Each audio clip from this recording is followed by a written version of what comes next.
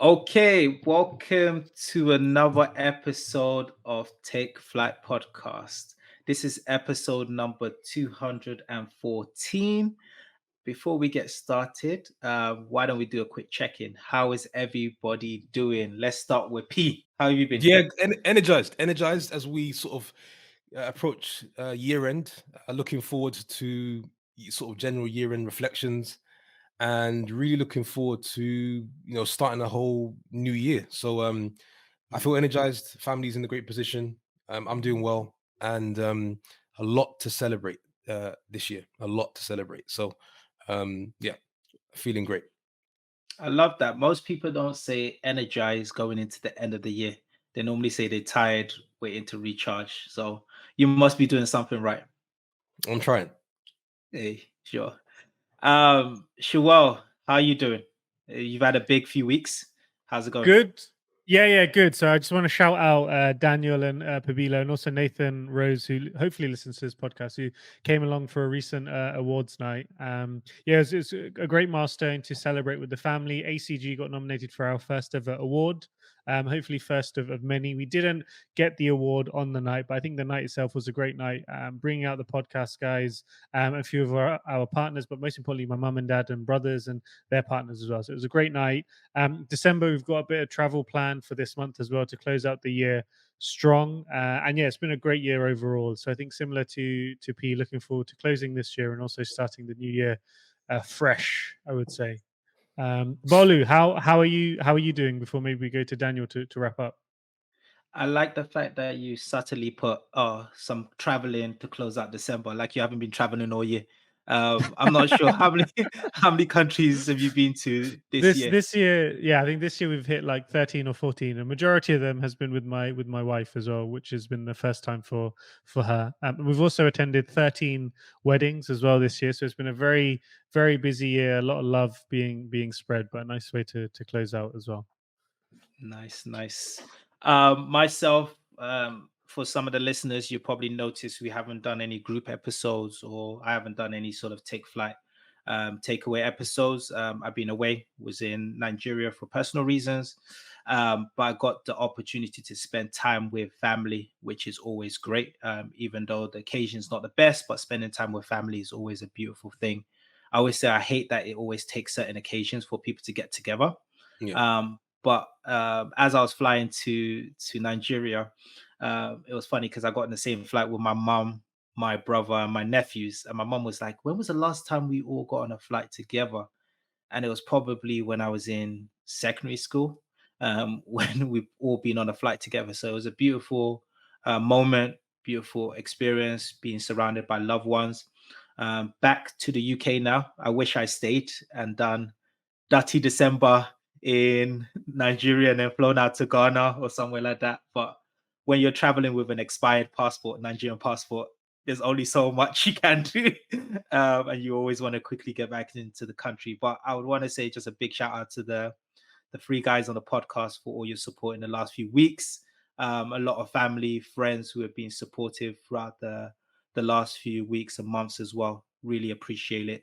But before we get into this episode, Daniel, how are you? Have you recovered? The last thing I remember is your Ghana trip. Are you back working? Are you taking another, what do you guys call it, recharge week or recharge month? What does December mean to you? December right now means just about 2 more days worth of work, then I'm off for the year. So yeah, I've got a recharge week, the week of Christmas. But I've been off work every Monday and Friday for the last 3-4 weeks. I'm only working 2 days this week, then I'm off for the year. So it's fantastic for me. A lot of rest and recharge and things to do around the house. I love it. And you're looking very sharp. If anyone's watching on YouTube, you'll see that Daniel's hairline is looking really sharp. Nah, So, this isn't fresh anymore. This is 6 days old. So oh, yeah, 6 days. I've got Sorry. one more trim before Christmas. Yeah. But then Oh, if I may, Olu, just to use this as a plug, because we have started uploading on YouTube our podcasts, right? It's a slow and steady upload. Nandi, our producer, has done an amazing job. So for those of you that are watching this on YouTube, Daniel Daniel's hairline is extremely fresh 6 days after his haircut, and his skin is also glowing as well. So if that's not a reason to watch some of our videos on YouTube and subscribe, if you may, then I don't know what is. But Olu, back to you. It's all these different recharge weeks. They're looking good on his skin. I think I need some of that recharge. Rest can do a world of good for you. You know, P knows all Love about it. Well, that's his favorite book, right? Inside a joke. But yes, let's get started into the episode. Take off, take flight with you. For we never fly, but we're flying. Today we'll be diving into the world of investing, business, and philosophies of Charlie Munger. Now, we've received a lot of positive feedback on episodes where we deep dive into businesses, individuals, such as the episode we did on Kobe Bryant. Now, Charlie Munger passed away on the 28th of November, 2023, at the age of 99 years old. Now, this was 34 days shy of his 100th birthday. Charlie Munger was the vice president, or vice chairman, should I say, of Berkshire Hathaway, and was a towering figure in the financial world. Charlie Munger was born in Omaha, Nebraska in 1924. Munger excelled in his studies. He has a bachelor degrees in mathematics from Harvard University, has a law degree from Harvard Law School. After completing his legal education, Munger worked as a lawyer for several years before venturing out in investing. Now, Charlie Munger and Warren Buffett first met in 1959 at a dinner party in their hometown of Omaha, Nebraska, and they quickly got along. They became, some would say, best friends. In 1962, Munger partnered with Warren Buffett to form Buffett Partnership Limited, and that's why I think it's a great idea for us to sort of discuss Charlie Munger, what he meant to us, what he meant to the financial world, and more importantly, what we've learned from him and what some of our listeners can learn from him as well. So let's get started and get more into detail about Charlie Munger. A lot of people know him for his investments and his investment thesis. Shuwa, why don't you go into some of Charlie Munger's investments? What were some of his characteristics when it came to investing? Yeah, perfect, Olu. So thank you for the amazing intro to this episode. And I think for the listeners, if this episode really resonates and some of the things that we've learned about Charlie Munger over the years, then I really recommend checking out some of his interviews online. There's some great content out there that you can double down on. But I think for us, we wanted to give a quick flavor in terms of his principles and some of his investments. So I think from my side, when looking into his background, I think the numbers that Olu has said in terms of his net worth, the value that he's created in the market speaks for itself. But he is a big advocate on some common investing principles that he's tried to apply across multiple investments. I think the three that I wanted to share that seem to really resonate with me, and I'm sure with our group here as well as you, the listeners, the first one is really his principle about value investing and trying to have a margin of safety in that investment as well. So value investing, if I had to simplify it, is just really investing for the long term. He wasn't interested in trying to trade in and out of stocks on a daily basis, a weekly basis, or yearly. Any investment that they made, they really wanted to hold it for the long term, which ultimately gave them the best returns. And the companies that he was looking for, what you would commonly see are companies that he believed that there was a discount to the intrinsic value of the company. So what does that mean? Intrinsic value is essentially an estimate of the company's worth based on its long-term earning power, assets, and other factors. And these could be reduced because of various reasons. It could be a market overreaction, etc., which leads to a discounting on the price. Now, if you look at the biggest investments that Charlie Munger made alongside Warren Buffett in their company, then whenever there was a time when stocks would go red, that's when him and his organization would really go in and deploy as much cash as they could, because they could sense the discount from an intrinsic value at that point, and then they would know that if they hold it for the long term with their value investing principle, then they could get massive returns, which I think they've been able to demonstrate. So that's the first principle that really resonated with me. The other principle that he had is staying within your circle of competence. So I think Munger frequently stressed the importance of staying within your circle of competence. So this means focusing on industries and businesses that you understand well. And by doing so, investors can make even more informed and rational decisions. Now, if you look at us as a quartet, we've all got different backgrounds in different areas, whether that's in General Electric, whether that's in cryptocurrency, whether that's in healthcare or real estate. And then I think for us, as we've spent decades now in particular industries, that gives us a certain amount of knowledge that probably someone who's starting tomorrow won't be able to pick up. So he was very clear on trying to stay within that circle of competence.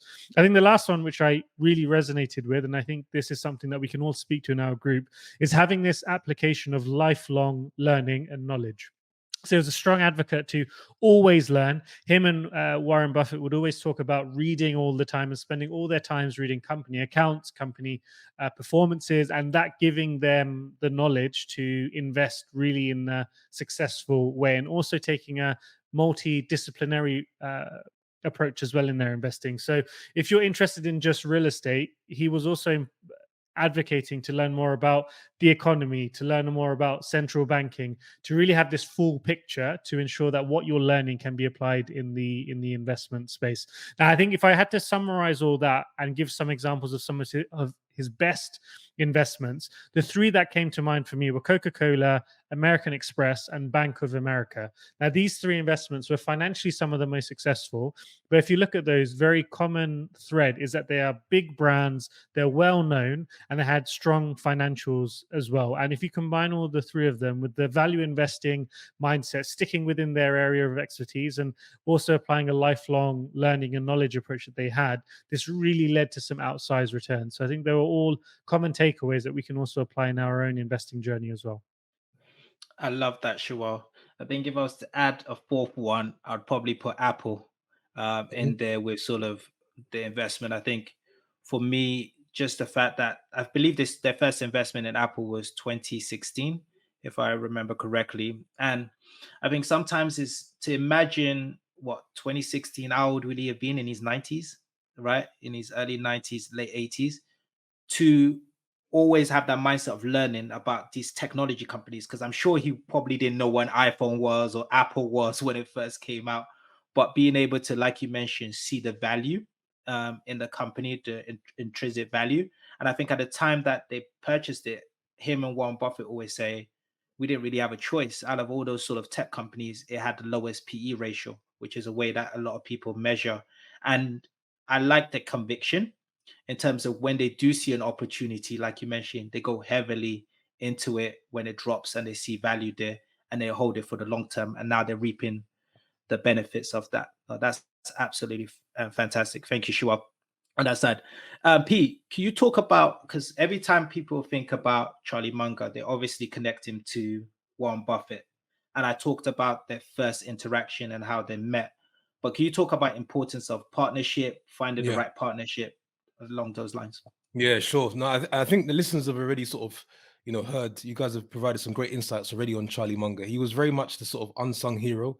Warren Buffett was more the face of Berkshire Hathaway. But I think to kick off with, their partnership spanned across 45 years of working together. And so that time in itself just speaks to the level of success that they've achieved over that period of time. And I thought I'd start off by kicking off, before diving into sort of what made their partnership work and click, is if you ask somebody what would make a successful business partnership, some of the things like, comparable reputation comes to mind, having clear and measurable expectations, having mutual accountability, open communication and trust, commitment, accessibility. All of these sort of traits are sort of associated with successful partnership, and they had this plus more.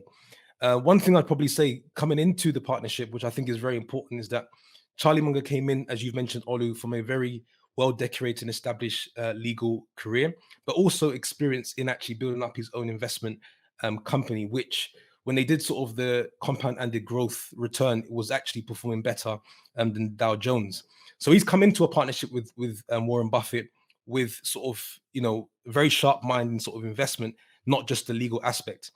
But what made sort of their partnership, I think really successful, I think the very first thing that stuck out to me was the admiration and respect they had for each other, because they always knew that there was more to learn from each other and also from around. And I think that's, think about almost two titans before they even met in their respective spaces, understanding that they actually can learn more from each other. They actually disagreed on obviously a lot of, they had a lot of disagreements on opinions, but they never fought in the 45 years they actually worked together. So, and that speaks to the level of respect and admiration. So they've never had to sort of reconcile from any fractured moments, which would then be a breakdown in trust and communication. That also meant that they agreed on a lot of topics. And, you know, Warren actually spoke about the stress of having fun whilst working together. And it's quite, you know, ironic that you actually put, you know, 160 billion worth of cash in the same sentence as sort of fun, because it's to be a custodian of that kind of capital, of stress, time that goes into that. So the fact that he at this age, as they're talking together in interviews, says we focus on having fun throughout our time, I think also is a key element to a successful partnership. One other thing that came out was the power of listening to each other. And it was a major theme for their success. And although Charlie Munger was number 2 and Warren Buffett was number 1, you know, one of the things that Charlie done really, really well for Warren Buffett was to help him to push his thinking further. But that also meant that Warren had to listen very well. So they had that sort of, they listened to each other, they communicated well, and I think they listened with intent of actually making the right decision in the best interest for the company. So the other thing also, the other point, I was just going to say, it reminds me of that York and Cole partnership at Man United. you know what's interesting about this? I was actually thinking, you've actually said this at the right time. Not enough is spoken about the power of number 2. In a modern today's society, everybody's thinking about the number 1 spot. Naturally, as an alpha, as a male, you're thinking about what does it take to get to the number 1 spot. Those that are in number 2 are thinking about getting to number 1 spot, and the person in number 1 understands that. And I think Charlie was more than happy to play a really, really strong number 2. And Warren says he credits the growth of Berkshire Hathaway to Charlie. So there's a lot of lessons there in how to play. Some people are actually better off as a number 2 versus a number 1. And to build a successful company, you need a good 1, 2, 3, 4, and 5. So I think having a partnership where there's a clear owner in a number 1 spot and a strong number 2, I think, you know, gives them great run rate for sort of their success. Maybe just a couple more points on their partnership before sort of passing it on to Daniel. I think, sure, you mentioned this in your insights. You know, Charlie came into the partnership very balanced and maintained a very pragmatic approach. He spoke about operating within your circle of competence. And when you listen to him speak, it's very difficult to disagree with his way of thinking or advice, because he kept it very, very simple. So I can almost imagine the conversation between him and Warren are actually potentially quite simple, straightforward, but are very meaningful when they actually deploy their capital in what they want to buy. And maybe some of the last examples I'll give in terms of just the power of listening to each other. I think it was Charlie we all understand, Ollie, you mentioned this earlier, Warren's hesitation to sort of wanting to invest in tech. And I think it was Charlie that sort of said, look, you know, we can invest in the area that we understand. And Apple represents almost half of their portfolio that is today over 170 billion of stake of holding. So those are probably sort of the key elements between what made their partnership a success. And I think it might be one of the greatest partnerships in modern day history, and a lot to learn, especially as a number 2 position. I was just going to add to that. I think, Pete, you mentioned that they never once fought in their 46 years of partnership, which is correct. But also one thing I heard was that Munger wasn't afraid to say no to Warren and stand up to say, you're making the wrong decision, which I think is very fundamental in a partnership, because if you're surrounded by yes men, you know, it might not be outcome. Yeah.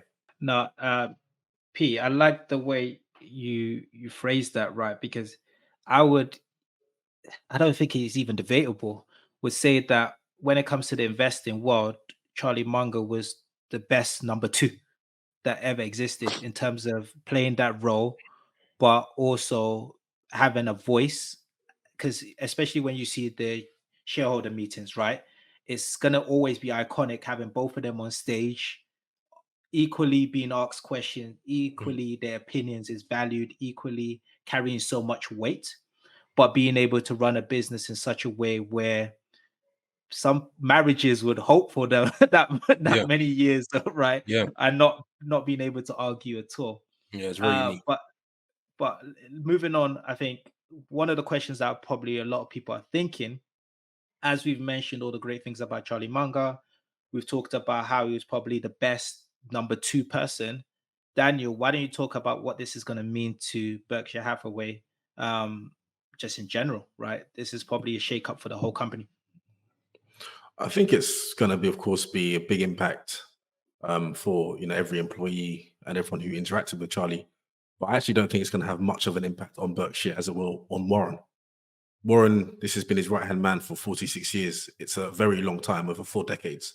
I think you're going to miss that sidekick. You're going to miss having those daily interactions. And I think, and I hope that Warren's okay, because this is, going to be a big moment of grief for him in his life. So for the impact of Berkshire, I don't think so much. For Warren, a huge miss and a huge void. And I think for those annual shareholder meetings that Berkshire hold, where anyone who's a shareholder can actually attend and ask questions, people will miss his presence. He was well known for his one-liners at these AGMs, and often would back up Warren and what Warren said, or often say, "No, Warren, got nothing to add. You said everything." And I think people miss his natural humor, the fun that he brought to those shareholder meetings. I think one of the lines, or one of the quotes that he said once was, "If people weren't so often wrong, we wouldn't be so rich." About him and Warren, and that just made me laugh, because it's like an arrogance, but also humility at the same time. But I think when we take a step back into the impact on Berkshire, in 2006, Buffett actually said he hoped Munger would take over the conglomerate, and I don't know why he thought that when Munger is 7 years his senior. But anyway, he later acknowledged someone younger was needed to shepherd the billion-dollar business into the future. And actually, 2 years ago, Buffett announced that Greg Abel, the 61-year-old vice chairman of the non-insurance operations at Berkshire, as his successor. He's a Canadian businessman and CEO of Berkshire Hathaway Energy, and Abel's a long-time company loyalist, is well regarded amongst colleagues amid the looming leadership change necessitated by Buffett's aging. Because of course, Buffett's time at the helm is is limited, so he's got to think about his succession plan. And so with Munger's passing, I think Abel may have a closer working relationship with Buffett as he did before. But Munger also said before he passed in 2021 that he believed Abel would keep the culture that made Berkshire so successful. So I think Berkshire, in its kind of long term, I think when Warren does, pass away, of course we all pass away, I think it will have a huge impact on the company and its sort of, philosophy. But it does have a succession plan in place. And I think, when we look at what Abel's achieved in his time, he's both a thinker and a doer. And he's also a tremendous learning machine, that Munger said himself. And we all know Munger had a love for learning. So I think when we think about long-term Berkshire, not so much an impact, more maybe Warren. But I think it also presents opportunities for the future, and maybe see where else they are successful. No, thank you. I think it talks to succession planning, right? And the importance of succession planning. I think we've done quite a few episodes about I think P, you did an episode on wealth generation, right? And how you transfer that, right? I think when we talk about businesses, we did one on LVMH, if I remember, in regards to succession planning there. And like Daniel's articulated, this is something that Warren Buffett and Charlie Munger were aware of, right? They, in your 90s, right, you've got to think about, okay, I'm not going to be here for forever, right? I think both of them have that luxury of where a lot of people always talk about retirement. And I always say to myself, does retirement actually truly exist? Especially when you see a lot of these people that high performing or have some level of purpose in their life, right? Some of them see joy, value, fun, right, in what they do on a day-to-day basis, but also you have the due diligence that you have to do when it comes to ensuring that you've correctly succession planned. So before we wrap up, I think this would be a great opportunity to just quickly go round, because I think, or not, I think Charlie Munger was known for his quotes, right? I think he's got tons of quotes that are iconic. I thought it'd be good if we go around, name one, maybe two quotes that we resonate to, and why do we resonate to it? So who wants to go first? Yeah, I just thought it'd be good for us to go round. I'll take one. I'll take one. Okay. I think it's So what about you, Pete? The quote I'll take is, take a simple idea and take it seriously. And I think that's the epitome of their thesis. And they've kept in such a complex world, when you're dealing with billions of cash, it's very easy to make things complex. How do you keep things simple, and how do you double down on simplicity? Nice. I can go next. I'm going to be selfish and take two. One investing wise and one That's a just around that's a surprise around for any of our listeners. I realize it's a surprise. personality. I think in regards to investing, I think one of the great quotes he had was the big money is not made in the buying and the selling, but in the waiting. And I think a lot of times when it comes to investing, we're always thinking of, okay, what price are we buying it? What price are we selling it? But a true generational wealth. And if I look at any investments that I've done that have made significant amount of returns, right? Property, right? You hold it for 10, 20 years, it's doubled. If I look at some of the companies and stocks, it's doubled by me holding it. So that waiting period is when you get that true generational wealth or true growth. If you're buying quality, that's obviously a key part. So you mean, sorry, Ollie, you mean holding period, not the percentage of ownership? No, the waiting holding period in period. terms of how long you're long- holding it for. Okay, how long Yes. you hold it? Clear. Yeah. Yeah. So the time you hold it for. And then lastly, in terms of remember that your reputation and integrity are the most valuable assets, right? And they can be lost in a heartbeat. And this was something I learned when I went into the corporate space, that your brand and your name is so important. And you've got to always try to protect your integrity. There's going to be situations in your life where things are going to come up where you feel like you can cut a corner, do the wrong thing.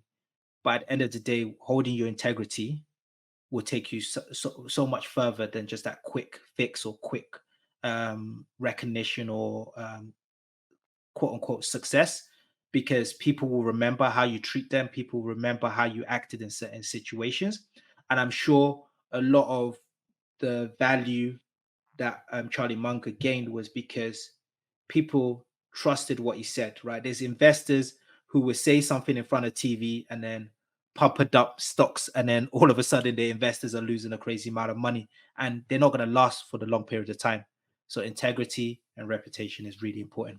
Daniel, yourself. Yeah, I think I shared one that was quite comical or made me laugh, but I also like one quote that he said: "You must force yourself to consider opposing arguments, especially when they challenge your best loved ideas." I think that's very important in terms of you as a person and how you think, and then also being smart and doing something that no one has done before are two different things. Yeah, that's all I'd say. Thanks, Dan. And then we'll end up with you, Shua.